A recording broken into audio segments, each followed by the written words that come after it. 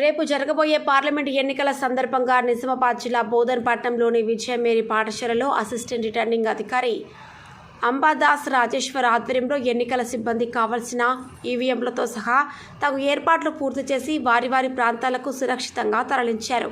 సందర్భంగా అంబాదాస్ రాజేశ్వర్ మాట్లాడుతూ బోధన్ నియోజకవర్గ పరిధిలో 246 పోలింగ్ కేంద్రాలు ఉన్నాయని వాటిని 24 సెక్టర్లుగా విభజించి అధికారులను పోలింగ్ సిబ్బందిని వారి ప్రాంతాలకు తరలించినట్లు, పోలింగ్ కేంద్రాలలో కూడా మండల స్థాయి అధికారుల ద్వారా ఎన్నికల సిబ్బందికి కావలసిన సదుపాయాలు ఏర్పాటు చేయడం జరిగిందని, నియోజకవర్గంలోని మొత్తం ఓటర్లు 2,23,000 ఉన్నారని, అదేవిధంగా హోమ్ ఓటింగ్, బ్యాలెట్ ఓటింగ్ పూర్తయిందని, ప్రజలందరూ ప్రశాంతంగా తమ ఓటు హక్కును వినియోగించుకోవాలని తెలిపారు.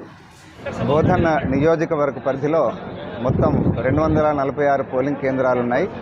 ఓటర్స్ అనేది 2,23,096 మంది ఓటర్స్ ఉన్నారు. అందులో మహిళలు 1,16,719 మంది, పురుషులు 1,06,372 మంది, ఇతరులు 5 మంది ఓటర్లు ఉన్నారు. మన హోమ్ ఓటింగ్ కోసం అర్హులుగా 234 మంది వాళ్ళను మనం గుర్తించడం జరిగింది.